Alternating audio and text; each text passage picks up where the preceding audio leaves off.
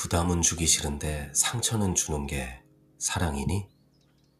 드라마 또 오해영에서 짐이 되기 싫다며 홀로 모든 버거운 상황을 감당하고 파혼을 선언했던 남자에게 여자가 던진 뼈아픈 한마디입니다. 우리는 남에게 폐를 끼치지 않는 것이 미덕인 사회, 이른바 민폐를 극도로 혐오하는 대한민국을 살아가고 있습니다. 그래서 가장 사랑하는 사람에게조차 짐이 되기 싫다는 이유로 혼자 앓고 혼자 결정하며 결국 상대에게 가장 깊은 상처를 남기고 맙니다. 나를 갉아먹으면서까지 남을 배려하는 이 지독한 관성. 과연 이것은 배려일까요? 아니면 내 상처를 들키기 싫은 비겁함일까요? 오늘 정북은 이 견고한 관성을 깨고 진짜 나를 안아주는 위로의 이야기를 해보려 합니다. 윤서진 작가의 너를 미워할 시간에 나를 사랑하기로 했다입니다. 먼저 작가의 뼈아픈 고백으로 시작해보려 합니다. 102세를 사신 할머니가 남긴 너무나 단순해서 오히려 당혹스러운 문장입니다. 서진아, 재미있게 살아라. 올해 102세를 맞이하신 할머니는 저에게 항상 당부하십니다. 긴 삶의 여정을 마무리하며 손녀에게 전하는 할머니의 말씀이라기엔 너무도 단순해서 처음에는 대수롭지 않게 여겼습니다. 하지만 시간이 지날수록 할머니의 말씀이 가슴을 콕콕 찔렀습니다. 우리는 보통 어떻게 하면 좋은 관계를 맺을까를 고민하죠. 하지만 국민 MC 신동엽 씨는 전혀 다른 이야기를 합니다. 사람들은 좋은 인연을 만나고 싶을 때 이런 질문을 해요. 어떤 사람을 만나야 행복할까요? 어떤 사람이 좋은 사람인가요? 어떤 사람을 피해야 하나요? 그런데 저는 이 질문들이 모두 잘못됐다고 생각합니다. 왜냐하면 좋은 관계에서 중요한 건 남을 아는 것이 아니라 나를 아는 것이거든요. 좋은 관계를 맺고 싶다면 내가 어떤 사람인지를 먼저 알아야 해요. 맞습니다. 상대가 선을 넘는다고 화내기 전에 내가 어느 정도의 거리를 편안해하는 사람인지 먼저 알아야 합니다. 인간관계의 해답은 너가 아니라 나에게 있습니다. 우리는 사랑하기 때문에 침묵한다고 말합니다. 하지만 그 침묵이 때로는 가장 날카로운 칼날이 되기도 하죠. 부담은 주기 싫은데 상처는 주는 게 사랑이니? 드라마 또 오해영의 한 장면입니다. 이처럼 많은 사람들은 가까운 관계일수록 상대에게 부담을 주고 싶지 않아 애를 쓰고 또 그 탓에 오히려 상처를 주곤 합니다. 부모는 자식들에게 짐이 되는 것이 싫어서 아픈 것을 숨기고 직장인은 다른 동료의 도움이 필요할 때 그에게 성가신 존재가 될까봐 괜찮은 척 거절합니다. 부담 주기 싫다는 말 속에 숨은 진짜 마음은 무엇일까요?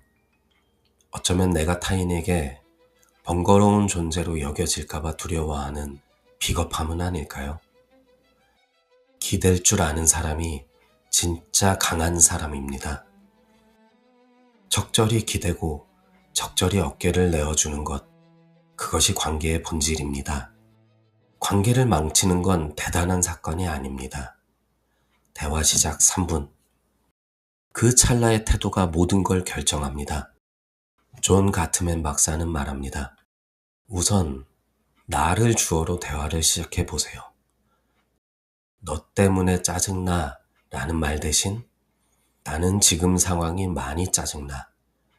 내가 존중받는다는 느낌이 들지 않아처럼 너의 책임이 아닌 나의 감정을 중심으로 표현하면 상대는 나의 말을 덜 공격적으로 받아들이게 됩니다. 상대의 성격을 비난하지 마세요. 현재의 문제에만 집중하세요. 너는 참 게을러라는 일반화 대신 약속 시간에 늦지 않았으면 좋겠어라는 요청을 전하는 것. 그것이 나를 지키고 관계를 살리는 기술입니다. 누군가와 어긋났을 때 우리는 가장 쉽고 그럴듯한 변명을 찾습니다. 바로 타이밍입니다. 치열한 경쟁사회 속에서 나의 스펙과 안정을 먼저 챙기느라 우리는 늘 완벽한 때를 기다리기만 합니다. 서로 타이밍이 안 맞았어. 지인들과 술자리에서 지나간 인연들을 아쉬워할 때 쉽게 내뱉거나 듣는 말입니다.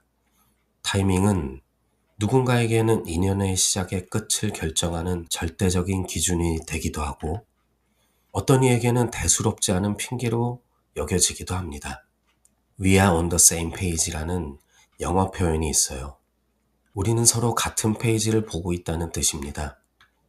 두 사람이 서로 같은 생각일 때 같은 것을 바라보거나 이해할 때 흔히 쓰는 말입니다. 좋은 타이밍은 두 사람이 같은 페이지에 머무는 때입니다. 두 사람에게 동시에 좋은 타이밍이 찾아왔다는 건 결코 우연이 아닐 겁니다. 완벽한 타이밍이 하늘에서 뚝 떨어지길 기다리시나요?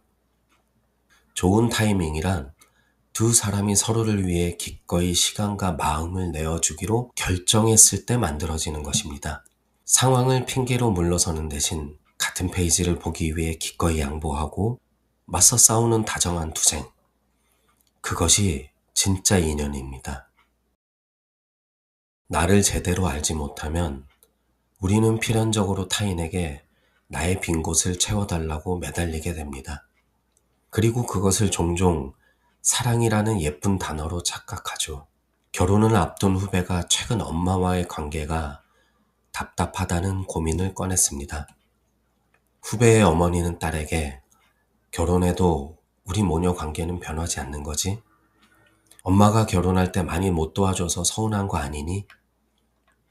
너 시집가면 엄마 허전해서 어떻게 사니? 이런 질문을 묻고 또 묻는다고 했습니다. 우리는 사랑과 정서적 의존을 같은 것으로 자주 혼동합니다. 하지만 사랑으로 만들어지는 감정적 애착과 집착으로 만들어지는 정서적 의존은 엄연히 구분됩니다. 사랑은 두 사람을 자유롭게 하지만 집착은 서로를 구속하게 하니까요. 사랑은 서로 날게 하지만 의존은 서로의 발목을 잡습니다. 타인의 인정으로 내 가치를 증명하려는 마음을 내려놓을 때 우리는 비로소 자유로워질 수 있습니다.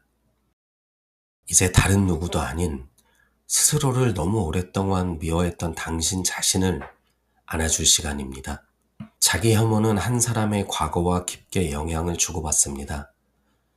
자기 혐오가 익숙한 사람의 마음속에는 어릴 적 실수에 대한 수치심, 누군가에게 상처를 줬던 죄책감, 잘못된 선택에 대한 실망, 비겁했던 순간에 대한 후회 등이 뒤섞여 있어 스스로에게 늘 화가 나 있습니다. 있는 그대로의 나를 포용하기 위해서는 왜 그렇게 자기 자신에게 화가 났는지부터 이해하고 나를 용서해야 합니다. 난 정말 바보 같아.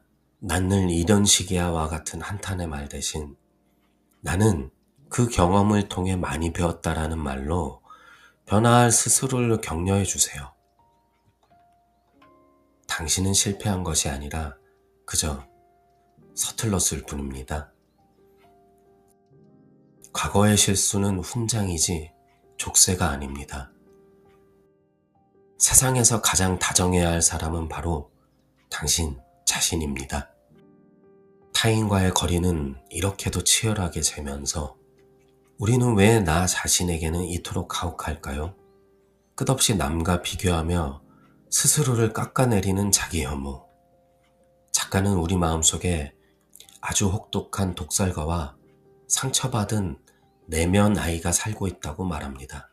나를 미워하는 사람들은 마음속에 독설가를 품고 있습니다. 이 독설가는 유독 타인이 아닌 자신을 향한 비판과 비난을 쏟아내는데요. 심리학자 칼 융은 어릴 적 나에 대한 기억, 감정 욕구를 간직하고 있는 마음속 자아를 내면 아이, 이너 차일드라고 지칭했습니다. 정서적 의존에서 벗어나려면 어린 시절에 참아야만 했던 분노, 슬픔 등의 감정을 나부터 인정하고 공감해 주어야 합니다. 그땐 정말 속상했었어라고 혼잣말을 해도 좋고, 떠오르는 감정을 종이에 적는 것도 추천합니다. 오랜 시간 갇혀 있었던 감정을 꺼내는 순간 우리는 내면 아이와의 연결을 경험합니다. 당신 안의 독설가가 또다시 당신을 무능력하다 비난할 때 가만히 있지 말고 반박하세요. 과거의 실수는 족쇄가 아닙니다. 상처받은 내면 아이를 안아주세요. 세상에서 나에게 가장 친절해야 할 사람은 바로 나 자신이어야 하니까요. 오랫동안 돌보지 않았던 내 마음을 마주하고 원고를 끝냈을 때 작가는 왈칵 울음을 터뜨렸다고 합니다. 그것은 지난 관계의 응어리에서 비로소 해방된 홀가분한 눈물이었습니다. 마지막으로 102세를 맞이하신 작가의 할머니가 남기신 오랜 지혜를 여러분의 마음에 심어드립니다. 서진아, 재미있게 살아라. 대단히 훌륭한 사람이 되려고, 모두에게 사랑받는 사람이 되려고 애쓰지 않으셔도 괜찮습니다. 나와 맞지 않는 사람에게 에너지를 쏟는 대신 오직 나의 행복을 위해 관계를 정돈하세요. 그저 재미있게 사시길 바랍니다. 진짜 당신을 아끼는 사람들은 당신이 어떤 모습이든 그저 행복하기만을 바랄 테니까요. 책의 문장으로 당신의 삶에 깊은 숨을 불어넣습니다. 당신과 함께 걷는 이야기, 정북이었습니다. 고맙습니다.